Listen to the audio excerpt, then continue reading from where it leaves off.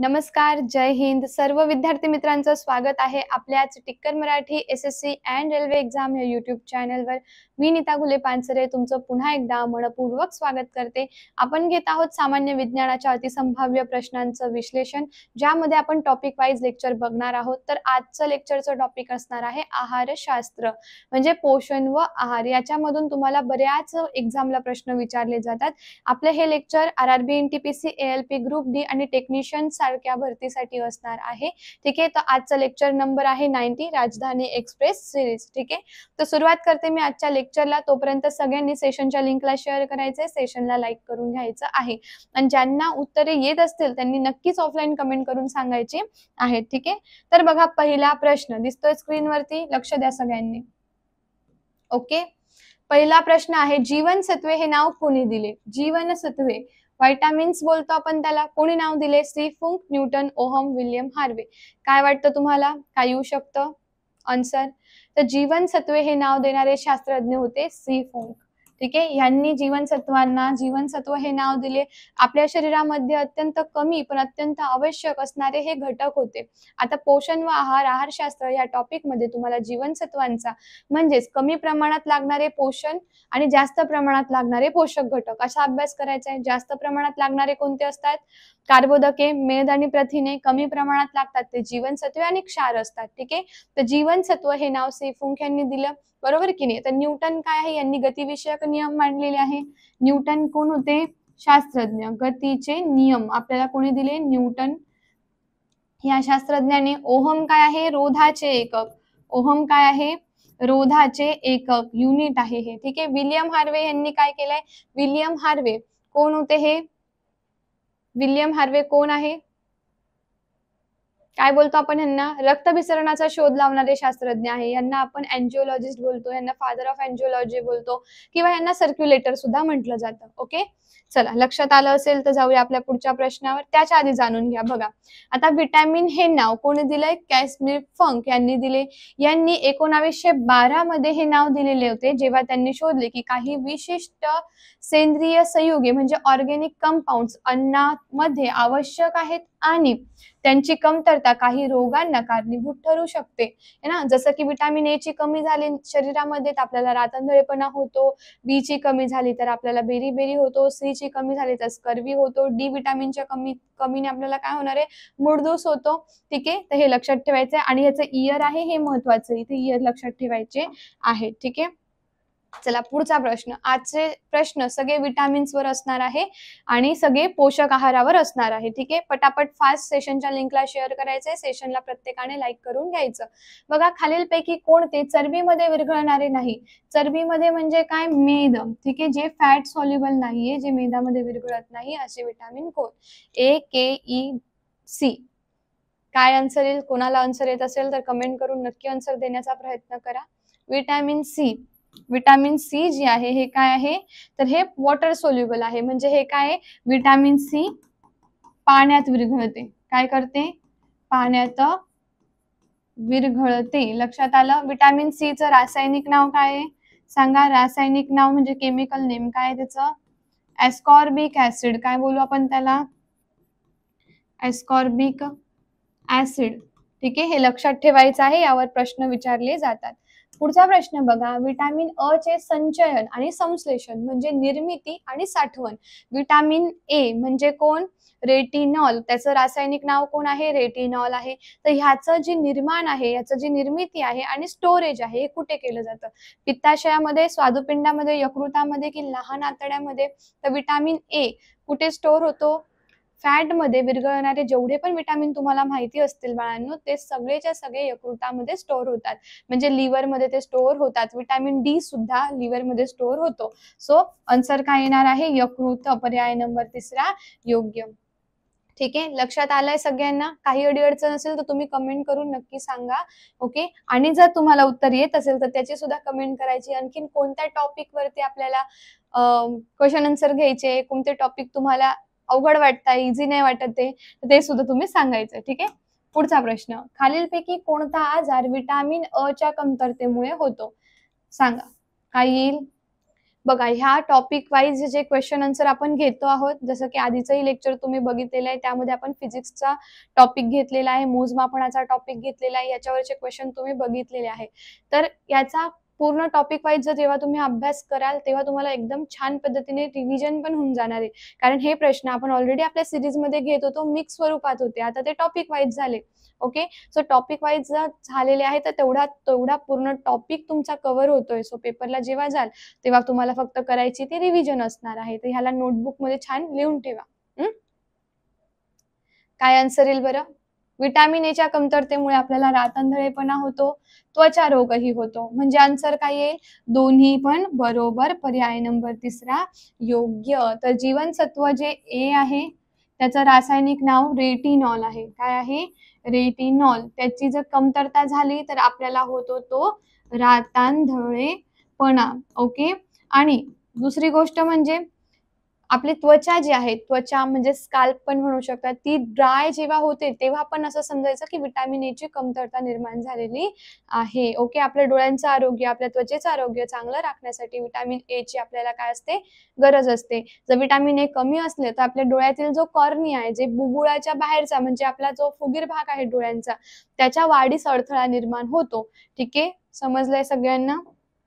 पुढचा प्रश्न बघा, खालीलपैकी कोणते विटामिन ए चे स्रोत नाहीये?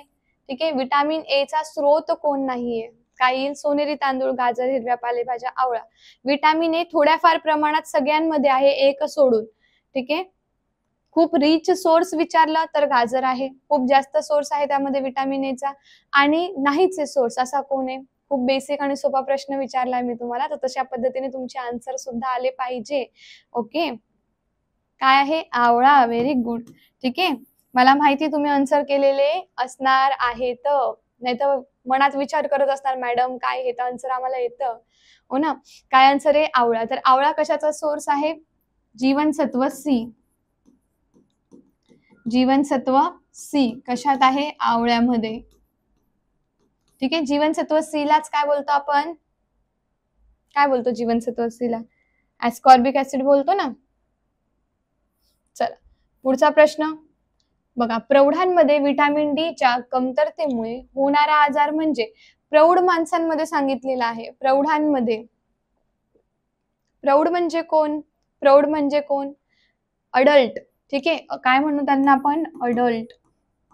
ज्याचं एज किती आहे? 18+, ज्याचा एज तो झाला अडल्ट, तो झाला प्रौढ. ओके, मग त्या प्रौढ व्यक्तींमध्ये जे विटामिन डी ची कमतरता जर झाली तर कुठला त्रास होणार आहे? तर आता काही जण आन्सर देतील मुरदूस होणार आहे, पण मी विचारलं होतं तुम्हाला प्रौढांमध्ये. मी तुम्हाला विटामिन डी ची कमतरतेने डायरेक्ट नव्हता प्रश्न विचारलेला. मग आन्सर काय येईल? अस्थिमृदुता. कारण मुरदूस हा लहान मुलांमध्ये होणारा त्रास आहे. मुरदूसमध्ये पण काय होतं? जे हाडं आहेत, जे बोन्स आहेत, त्यांना वाक येण्याची संभावना असते. आणि मोठ्या माणसांमध्ये सुद्धा अस्थिमृदू होणे म्हणजे काय? तर हाडांना वाक येणे किंवा हाडं मऊ होणे, हेच त्याचं काय एक सोल्युशन आहे. पण प्रौढ व्यक्ती असेल तर तुम्ही अस्थिमृदुता लिहायचं. फक्त विटामिन डी लिहिलेलं असेल, लहान मुलांमध्ये असेल तर मुरदूस लिहायचं. ओके, राजआंधळेपणाचं तुम्हाला माहिती आहे. ठीक आहे, आता विटामिन डी कशातून मिळतो? तर विटामिन डी सूर्याच्या प्रकाशातून मिळत असतो आपल्याला. कुठून मिळतो बाळांनो? सूर्याच्या प्रकाशामधून. आणि डायरेक्ट सनलाईट मध्ये गेल्यानंतर तुम्ही म्हणाल की मी माझं इथं बसलोय, घरात थोडंसं ऊन येत आहे, मी तिथे बसलो, तर तसं तुम्हाला मिळत नाही. जेव्हा तुम्ही डायरेक्ट सनलाईट मध्ये जाणार तेव्हाच तुमच्या स्किन मध्ये ते जे रेज आहे ते ऍब्झॉर्ब होणार आणि त्याच्यानंतर आपल्या स्किनच्या आतमध्ये अर्गेस्टेरॉल्स असतात, ज्याचं रूपांतर विटामिन डी मध्ये होतं. समजलंय सगळ्यांना? तर जाऊया पुढच्या प्रश्नावरती. पुढचा प्रश्न बघा, विटामिन ई चा घटक कोण आहे? विटामिन ई मध्ये असलेला घटक कोण आहे बरं? विटामिन ई शरीरामध्ये काय काम करतं? काय वाटतं तुम्हाला? ठीक आहे, म्हणाल मॅडम तुम्ही तर प्रश्नच विचारायला लागले जास्तच एक सोडून. तर विटामिन ई यामध्ये सेलेनियम नावाचा घटक असतो. कोण असतो? सेलेनियम नावाचा घटक असतो. ठीक आहे, आता जो सेलेनियम आहे हा काय काम करतो? बघा, सेलेनियम हा विटामिन ई चा एक महत्वाचा घटक आहे. हा एक आवश्यक सूक्ष्म पोषक घटक आहे. शरीरामध्ये अँटीऑक्सिडंट म्हणून काम करतो, है ना. आणि विटामिन ई आणि सेलेनियम एकत्रितपणे शरीराला काय सांगितलं बाबा? ऑक्सिडेटिव्ह ताणापासून संरक्षण देण्यास मदत करतात. ठीक आहे, आणि ह्याच्यामुळे इन्फर्टिलिटीचा त्रासही नाही होत है ना. जर विटामिन ई ची कमतरता असेल खूप तर इन्फर्टिलिटीचा त्रास होतो. आता याचा जर स्रोत विचारला, विटामिन ई चा स्रोत विचारला तुम्हाला, ठीक आहे, ई कशातून मिळेल तुम्हाला? सर्व वनस्पती तेल, वनस्पती तेल. तर सर्व वनस्पती तेलामधून विटामिन ई तुम्हाला मिळणार आहे. कोबाल्ट कशाचा घटक आहे? B12 चा. B12चं नाव काय आहे? सायनोकोबाल्मिन. हा बी कॉम्प्लेक्स असून पण मेदात विरघळतो. लक्षात आहे ना. चला जाऊया पुढच्या प्रश्नावर. पुढचा प्रश्न बघा, खालीलपैकी कोणते जीवनसत्व संप्रेरकासारखे कार्य करते? संप्रेरके म्हणजे कोण? हार्मोन्स. संप्रेरके म्हणजे हार्मोन आहे. तर कोणते असे जीवनसत्व आहे जे संप्रेरकासारखे तुमच्या शरीरामध्ये काम करत असते? विटामिन ए, डी, बी आणि ई. तर आपल्या शरीरामध्ये असे भरपूर कामं असतात करायला, है ना. असं नाहीये की कुठली गोष्ट बिना कामाची शरीरामध्ये आहे असं होत नाही. प्रत्येक गोष्टीचं काही ना काही काम असतं. तर विटामिन डी आपल्या शरीरामध्ये हार्मोन सारखं काम करतो, कारण आपल्या शरीरात जे कॅल्शियम आणि फॉस्फरस आहे ते लहान आतड्यांमधून शोषून घेण्याचं काम विटामिन डी करत असतो. ओके. देन पुढचा प्रश्न बघा काय दिलाय, कोणते जीवनसत्व रक्त गोठवण्यास मदत करते? कोणतं असं जीवनसत्व आहे जे आपलं रक्त गोठवून ठेवतो, ज्याला तुम्ही फायलोक्विनॉन बोलतात?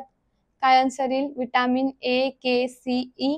तर आपलं रक्त गोठवण्यास मदत करणारा जो कोणी आहे तो आहे विटामिन के. जीवनसत्व के, फायलोक्विनॉन तुम्ही ज्याला बोलतात. ओके. देन पुढचा प्रश्न बघा काय दिला आहे, विटामिन के चे रासायनिक नाव. आत्ताच सांगितलं मी तुम्हाला आणि लगेच तोच प्रश्न आलाय. नियासिन कशाला म्हणतात? नियासिन B3 ला बोलतात, है ना. नेप्थोक्विनॉन, फायलोक्विनॉन काय येईल? तर फायलोक्विनॉन हे काय आहे? विटामिन के चे रासायनिक नाव आहे. ओके. देन पुढचा प्रश्न बघा, खालीलपैकी कोणते जीवनसत्व आपल्या शरीरात साठवले जात नाही? आता बघा, आपल्या शरीरामध्ये मेदामध्ये विरघळणारे आणि पाण्यात विरघळणारे जीवनसत्व वेगवेगळे आहेत. मेदात विरघळतात ते ADEK असतात आणि पाण्यात विरघळतात ते B आणि C असतात. ओके. मग आता ह्याच्यामध्ये शरीरात कोण नाही साठवलं जाणार? जो मेदात नाही विरघळते. जो मेदात नाही विरघळणार तो साठवला सुद्धा नाही जाणार. पण जो मेदात काय होतोय? विरघळतो आहे तो आपल्या शरीरात सुद्धा स्टोअर होऊन जातो. मग जे विटामिन मेदामध्ये विरघळत असतील ते आपल्याला हानिकारक सुद्धा आहेत. जर तुम्ही त्याचं अधिक प्रमाण घेतलं ते तुमच्यासाठी हानिकारक आहे. पण असे पण काही जीवनसत्वे आहेत की जे काय करतात, त्याच्यात डिझॉल्वच होत नाही, तर ते युरिन मार्फत शरीराच्या बाहेर निघून जातात. मग ते असे कोण आहेत? तर ते आहे विटामिन सी आणि विटामिन बी. आता विटामिन बी ला बघा आपण काय बोलतो? बी कॉम्प्लेक्स बोलतो. काय बोलतो? विटामिन बी ला काय बोलतो आपण? कॉम्प्लेक्स. मग तो कॉम्प्लेक्स बोलण्याचा अर्थ काय आहे? कॉम्प्लेक्सचा अर्थ याच्यामध्ये 8 विटामिन आहे, 8 ग्रुप आहे विटामिनचा. त्यापैकी जो B12 आहे ज्याला तुम्ही काय म्हणतात? सायनोकोबाल्मिन, हा काय आहे? फॅट सोल्युबल आहे. कोण आहे बाळांनो? हा फॅट सोल्युबल आहे. लक्षात ठेवायचं आहे. ठीक आहे. पुढचा प्रश्न बघा. आता बघा, चेलायसिस रोग, ओठांच्या कडा फुटणे, कोणत्या जीवनसत्वाच्या कमतरतेमुळे होतो हा आजार?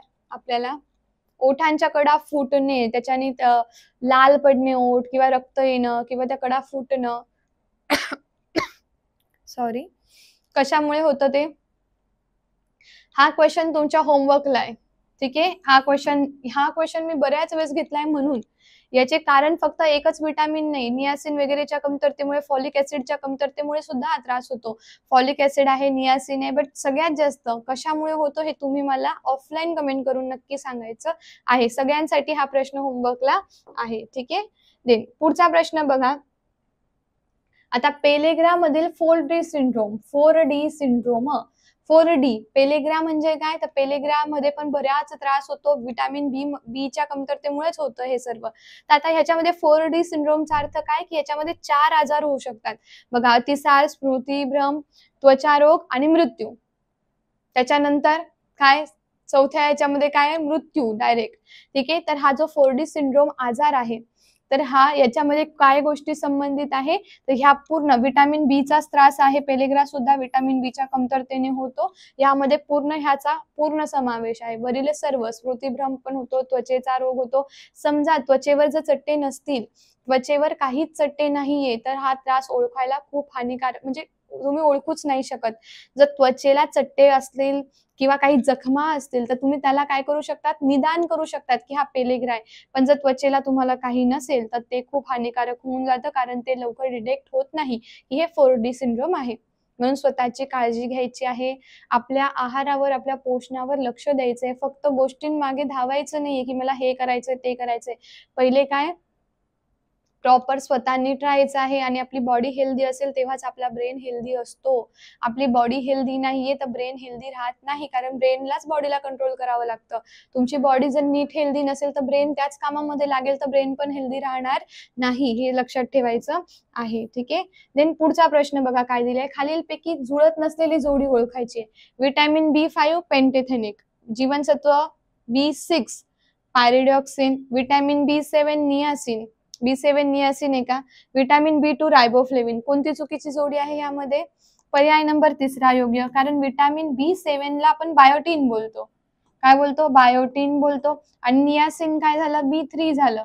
तर ही काय होती? आपली चुकलेली जोडी होती. ओके, हे काय झाले? तुमचे बी कॉम्प्लेक्सचे रासायनिक नावं झाली. ओके, पुढचा प्रश्न बघा.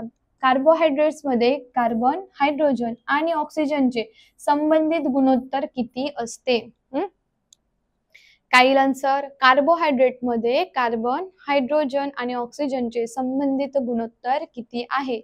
आन्सर काय येईल? पर्याय नंबर 4 योग्य. म्हणजे प्रत्येक कार्बनला एक ऑक्सिजन आणि एक हायड्रोजन है ना. लक्षात आलं का? कार्बोहायड्रेट्समध्ये कार्बन आणि हायड्रोजनचं प्रमाण कसं ठरतं? प्रत्येक कार्बनला एक हायड्रोजन आणि एक ऑक्सिजन आहे. ठीक आहे, एक कार्बन, एक हायड्रोजन, एक ऑक्सिजन. लक्षात आलं? म्हणजे कार्बोहायड्रेटमध्ये कार्बनचं 1, हायड्रोजनचे किती? 2 आणि परत ऑक्सिजनचा 1. लक्षात आलं सगळ्यांना? हे काय झालं? त्यांचे रेशो झालेले आहे. ठीक आहे. आय होप की तुम्हाला आजचं लेक्चर पण खूप छान, इंटरेस्टिंग, सोपं, खूप इझी वाटलेलं असणार आहे, कारण तुम्ही त्याचा अभ्यास करत आहात. जो व्यक्ती स्टडी करतो, अभ्यास करतो, त्यालाच गोष्टी इझी वाटतात. जो अभ्यास करत नाही त्याला ह्याच गोष्टी खूप अवघड वाटत असतील. सगळ्यांनाच ह्या गोष्टी इझी वाटत नाही, सगळ्यांनाच हे प्रश्न सोपे वाटत नाही. जर तुम्हाला सोपे वाटत असतील याचा अर्थ तुम्ही अभ्यासू आहात, अभ्यास केलेला आहे. हे लक्षात ठेवायचं आहे प्रत्येकाने. ठीक आहे. पुन्हा भेटूया. आजचं लेक्चर कसं वाटलं नक्की सांगायचं आहे सगळ्यांनी. ठीक आहे. काही क्वेश्चन आन्सर तुम्हाला वाटत असेल की त्या टॉपिक मधले घ्यावे तर ते टॉपिक मला नक्की सांगून टाकायचे सगळ्यांनी. ठीक आहे. ऑफलाईन कमेंट करा, ते टॉपिक सांगायचे आणि काय करायचंय, सेशनच्या लिंकला शेअर करायचंय, सेशनला लाईक करायचंय. तुम्ही जर चॅनलवर नवीन असाल तर Tikkar Marathi SSC and railway exam चॅनलला सबस्क्राईब करा. परत भेटूया. तोपर्यंत bye bye. Take care. Wish you all the best. जय हिंद. थँक्यू.